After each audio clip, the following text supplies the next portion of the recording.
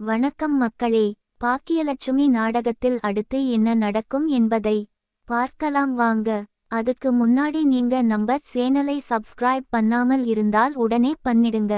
கோபியும் ஈஸ்வரியும் அவங்க நினைச்சதை நடத்தணுன்றதுக்காக இனியாக்கு பார்த்த மாப்பிள்ளைக்கு நிச்சயம் பண்ணலாம்னு நினைக்கும்போது கரெக்டா போலீஸ் வந்து நிச்சயதார்த்தத்தை தடுக்குறாங்க. விருப்பமில்லாம கல்யாணம் நடக்குதோ, கட்டாய கல்யாணம் பண்றீங்களா அப்படின்னு கேட்கும்போது கோபி சொல்றாரு, இல்ல மேடம், எல்லாம் விருப்பத்தோட தான் நடக்குது. பொண்ணுக்கும் மாப்பிள்ளைக்கும் இஷ்டம்தான் அப்படின்னு சொல்லும்போது, இல்லையே, இனியான்ற ஒருத்தவங்க தான் போன் பண்ணி இந்த கல்யாணம் எனக்கு விருப்பமில்ல, கட்டாய கல்யாணம் பண்றாங்கன்னு சொன்னாங்களே, அதனாலதான் நாங்க அந்த கல்யாணத்தை தடுத்து நிறுத்த வந்தோம் அப்படின்னு சொல்லும்போது, இனியா, நான் தான் மேடம் போன் பண்ணேன். எனக்கு இந்த கல்யாணத்துல இஷ்டம் இல்ல. என் டாடி கிட்டையும் பாட்டி கிட்டையும் நிறைய தடவை சொல்லிட்டேன். எங்க அம்மாக்கு கூட இந்த கல்யாணத்துல இஷ்டம் இல்ல. நான் படிக்கணும். ஆனா எங்க பாட்டி ரொம்ப பிடிவாதமா அவங்க நினைச்சத நடத்தணும்ன்றதுக்காக என் டாடிய பிரெயின் வாஷ் பண்ணி அவங்க சொல்ற பேச்சுக்கு எல்லாம் ஆட வச்சுட்டாங்க. அதனாலதான் பாவம் இந்த மாப்பிள்ளை வீட்டுக்காரங்க இங்க வந்துட்டாங்க. உங்ககிட்ட நான் ஒரு சாரி கேட்டுக்கிறேன். என்னாலதான் நீங்க இவ்வளவு தூரம் வரவேண்டியதா போயிடுச்சு. என்னை மன்னிச்சிருங்க அப்படின்னு சொல்லி இனியா கேட்ட உடனே மாப்பிள்ளை வீட்டுக்காரங்க ஈஸ்வரி காரே துப்பிட்டுட்டு போறாங்க. பொண்ணோட சம்மதம் கேட்காம எங்களை வர வச்சு அவமானப்படுத்திட்டீங்க இல்ல அப்படின்னு திட்டிட்டு போயிடுறாங்க. ஏய் இனியா, என்னை இவ்வளவு திமிரா பேசிக்கிட்டு இருக்க, இந்த தைரியம் எல்லாம் எங்க இருந்து வந்துச்சு? உங்க அம்மா சொல்லிக் கொடுத்துச்சா? உங்க அம்மா பண்ற மாதிரியே திமிர்த்தனமா பண்ணிக்கிட்டு இருக்கேன் அப்படின்னு ஈஸ்வரி அதட்டும் போது இனியா சொல்றாங்க, பாட்டி, எங்க அம்மா மட்டும் திமிர்த்தனமா நடந்திருந்தாங்க, உங்களை என்னைக்கோ கழுத்தை பிடிச்சு வெளியில தள்ளியிருப்பாங்க. இந்த டாடி எங்க அம்மாவை போர்ஸ் பண்ணிட்டு வேற இன்னொருத்தரங்களை கல்யாணம் பண்ணிட்டு அவங்களையும் போர்ஸ் பண்ணி இப்ப இந்த வீட்ல வந்து உட்கார்ந்துகிட்டு இருக்காங்க. அம்மா எத்தனை தடவை வீட்டை விட்டு வெளியில போங்கன்னு சொன்னாங்க, அப்ப கூட டாடி போகவே இல்லை. எல்லாத்துக்கும் காரணம் யாரு? நீங்க தான். உங்களை கூட வீட்டை விட்டு வெளியில போங்கன்னு சொல்லிட்டாங்க. ஆனா எங்க அம்மா ரொம்ப மென்மையா, நீங்க போங்க அத்தே நூ சொல்றாங்கன்றதுனால நீங்க அவங்களை அதட்டி அதட்டி அவமானப்படுத்துறீங்க. அவங்களை ஒரு மனுஷியாக கூட மதிக்க மாட்டறீங்க. அவங்க இன்னைக்கு உழைச்சு சம்பாரிச்சுதான் உங்களுக்கு சோறு போடுறாங்க. அவங்கதான் உங்களுக்கு தேவைகளை எல்லாம் பூர்த்தி பண்றாங்க. ஒரு சர்வ மாதிரி உங்களுக்கு வேலை செஞ்சுட்டு இருக்காங்க அடிமையா. இதே வேற ஒருத்தவங்க இந்த இடத்துல இருந்திருந்தாங்கன்னா இப்படி எல்லாம் நடக்க மாட்டாங்க. பதிலுக்கு பதில் வாயடி கொடுத்திருப்பாங்க. நீங்க பேசுறதுக்கு பதிலுக்கு பதில் கொடுத்திருப்பாங்க. வாயில அப்பன்னா நீங்க அடங்கி இருப்பீங்க. ஓவரா ஆடுறீங்க பாட்டி. வீட்ல இருக்கிற பெரியவங்க, அவங்களுக்கு மரியாதை கொடுக்கிறோம் நாங்க எல்லாம் அப்படின்னா அதுக்கு ஏத்த மாதிரி பக்குவத்தோட நடந்துக்கணும். ரொம்ப ஆணவமா ஆடக்கூடாது. எங்களுக்கு பிடிக்காத விஷயத்தை எதுக்கு எங்ககிட்ட திணிக்கிறீங்க? இதேதான் டாடிக்கும் நடந்துச்சு. டாடிக்கு ராதிகா ஆண்டியா பிடிச்சிருந்துச்சு. படிக்கும்போதே அவங்க லவ் பண்ணாங்க. ஆனா டாடியோட காதலை வேண்டாம்னு சொல்லி அப்ப மட்டும் நீங்க ஒதுக்கிட்டு எங்க அம்மாவை புடிச்சு கல்யாணம் பண்ணி வச்சீங்க. அதோட விளைவு என்ன? 2 பொண்ணுங்களோட வாழ்க்கை வீணா போச்சு. ஒன்னு, ராதிகா ஆண்டி சந்தோஷமா வாழல. எங்க அம்மா என் டாடிய கல்யாணம் பண்ணி என் டாடி எங்க அம்மாவை புரிஞ்சு அன்பா சந்தோஷமா வச்சுக்கல. ஆனா 3 பிள்ளை பெத்துட்டும் எங்க அம்மா ஒரு அடிமை மாதிரி வச்சிருந்தாங்க. இதுக்கு எல்லாத்துக்கும் காரணம் யாரு? நீங்க மட்டும்தான் பாட்டி. எங்க அம்மாவை பார்த்து கத்துக்கிட்டேன்னு சொல்றீங்க இல்ல, எங்க அம்மாவை பார்த்துதான் நான் கத்துக்கிட்டேன். எங்க அம்மா பட்ட கஷ்டங்களை பார்த்துதான் நான் கத்துக்கிட்டேன். நான் சொந்த கால்ல நிக்கணும். இப்ப நான் கல்யாணம் பண்ணிக்கிட்டு போயிட்டா இப்ப பார்த்த மாப்பிள்ளை டாடி மாதிரியே என்னை ஒரு இடியட்டு நீ ஒருத்தனை லவ் பண்ண, அதனால கட்டாயமா என் தலையில கட்டி விட்டுட்டாங்க அப்படின்னு என்னை அவமானப்படுத்தி பேசிக்கிட்டே இருப்பாங்க. எங்க அம்மா மாதிரி மாமியாருக்கு கால் அமுக்கிவிட்டு பணிவிடை செஞ்சு அடிமை மாதிரி, சொல்லப்போனா ஒரு வேலைக்காரி மாதிரி என்னால இருக்க முடியாது. ஏன் இந்த வீட்டுக்கு வர்றா செல்வி ஆண்டி வேலைக்காரி. அவங்க கூட துணிச்சலோட உங்களை எதிர்த்து பேசுறாங்க. ஆனா என் அம்மா என்னைக்காவது உங்களை எதிர்த்து பேசி இருக்காங்களா? அவங்களுக்குரிய மரியாதை கொடுத்திருக்கீங்களா? உங்களுக்கு ஒரு வேலை நடக்கணும்னா பாக்கியா அதை செய், பாக்கியா இதை செய் அப்படின்னு சொல்றீங்க. இதே எங்க அம்மாவை சமமா உட்கார வச்சு அவங்களோட கருத்துக்களை கேட்டிருந்தா என்னைக்காவது கேட்டிருக்கீங்களா? எங்க அம்மா படிக்காதவங்க, வெளி உலகம் தெரியாதவங்க தான். ஆனா செலியன் அண்ணா லவ் பண்ணாரு. வேற மதத்து பொண்ணுன்னு சொன்னா கூட போராடி உங்ககிட்ட எல்லாம் கஷ்டப்பட்டு போராடி செலியன் அண்ணா கல்யாணத்தை நடத்தினாங்க. இப்ப சொல்றீங்க அந்தஸ்துல நம்மளுக்கு ஈக்குவல் தான் அப்படின்னு.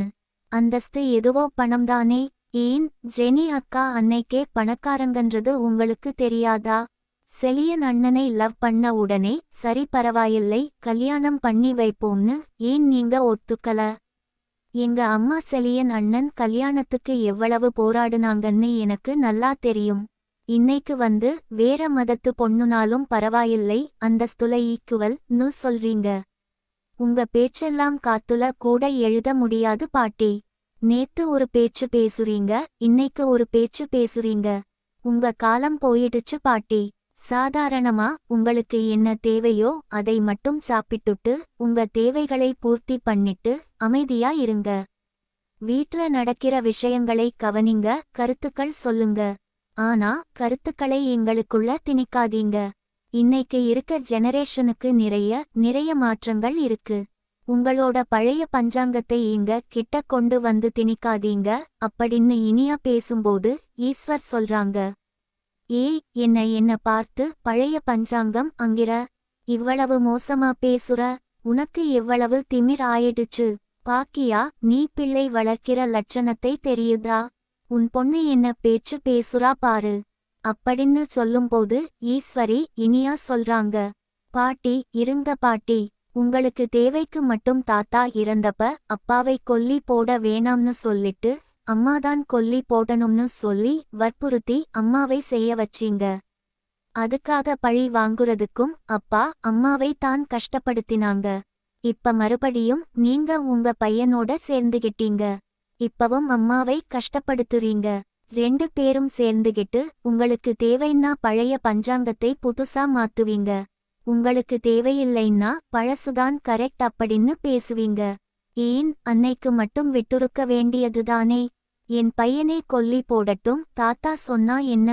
என் பையன் தான் கொல்லி போடணும், ஆம்பள பிள்ளை தான் கொல்லி போடணும் அப்படின்னு சொல்லி விட்டுருக்க வேண்டியதுதானே?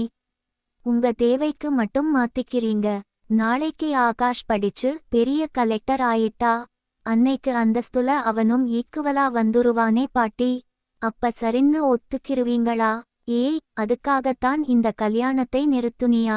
பாத்தியா கோபி என்னென்ன பேச்சு பேசுறான்னு? அப்ப பாப்பா எவ்வளவு பேச்சு பேசுறா?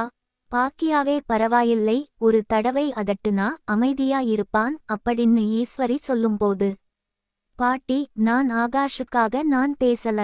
ஒரு சாதாரண கருத்துதான் சொன்னேன். ஆகாஷ் கூட பேச மாட்டேன் பழக மாட்டேன்னு அம்மாக்கு பிராமிஸ் பண்ணிட்டேன். என் சத்தியத்தை நான் காப்பாத்துவேன். ஆனா இப்படி பேசாதீங்கன்னு தான் உங்ககிட்ட சொல்றேன் பாட்டி. ஏய் கோபி இவ கண்டிப்பா நம்மள அசிங்கப்படுத்திருவா. கண்டிப்பா அந்த வேலைக்காரி பையன் ஆகாஷை தேடி போயிடுவா. இன்னொரு மாப்பிள்ளை இங்க தேடுறது பாத்தியா? பாக்கியா அவன் படிச்சு பணக்காரனா வந்துருவாங்கன்றதுக்காக இப்ப இவ காத்துக்கிட்டு இருக்கா அப்படின்னு ஈஸ்வரி சொல்லும்போது பாட்டி போதும் நிறுத்துங்க. இனிமேலும் என் விஷயத்தை பற்றி பேசுனீங்கன்னு வைங்க வீட்டை விட்டு நான் வெளியில துரத்திடுவேன். இது என் அம்மாவோட வீடு. உங்களுக்குரிய மரியாதையும் உங்களுக்குரிய மரியாதையை கொடுக்கிறோமா அதோட காப்பாத்திக்கிட்டு அமைதியா இருங்க. டாடி நீங்க முதல் வீட்டை விட்டு வெளியில போங்க. டாடி எல்லா பிரச்சனைக்கும் காரணம் நீங்கதான். அம்மா எதுவும் சொல்லலன்றதுனால நீங்க இங்கேயே இருந்துகிட்டு தொந்தரவு பண்றது தப்புன்னு உங்களுக்கு தெரியாதா? இனி அம்மா உனக்காகத்தான்மா நான் இங்க இருக்கேன். டாடி நீங்க கூட இருந்தா நல்லா இருக்கும்னு தான் தோணுச்சு. ஆனா இப்பதான் டாடி தோணுது அம்மாவுக்கு எவ்வளவு சங்கடமா இருக்கும் அப்படின்னு.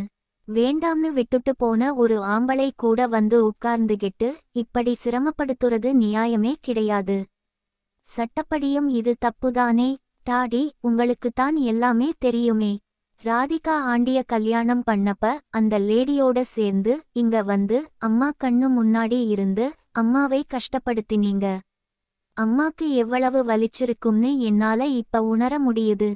இப்ப நீங்க தனியா இங்க வந்து உட்கார்ந்துகிட்டு மறுபடியும் அம்மாவை கல்யாணம் பண்ணிக்க சொல்லி இந்த பாட்டி வற்புறுத்திக்கிட்டு எவ்வளவு சங்கடப்படுத்துறாங்க. அம்மாவால நிம்மதியா இருக்க முடியாம ஒரு முள்ளு மேல நடக்குற மாதிரி அவங்க அவ்வளவு கஷ்டப்படுறாங்க.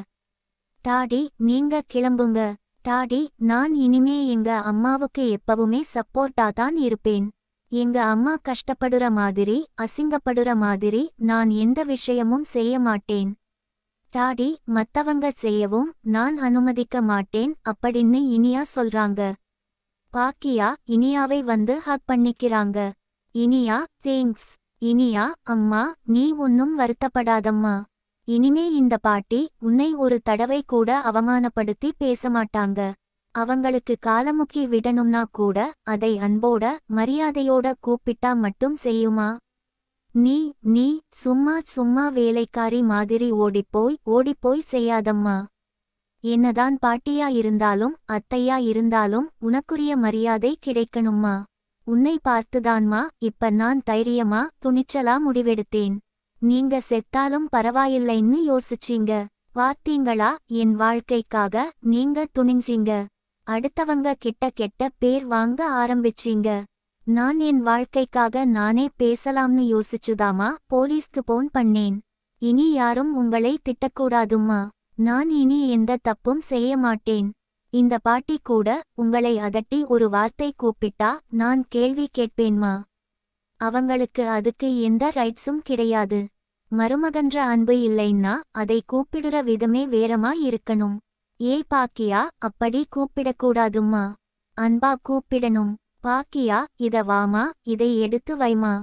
அப்படி கூப்பிட்டா மட்டும் செய்யுங்கம்மா. உங்க மரியாதையை நீங்க காப்பாத்திக்கோங்கம்மா. அப்படின்னு இனியா பேசுறாங்க. இப்படி போனா நல்லா இருக்கும். பார்க்கலாம் பிரண்ட்ஸ். லைக் பண்ணுங்க, ஷேர் பண்ணுங்க, கமெண்ட் பண்ணுங்க. Thank you friends.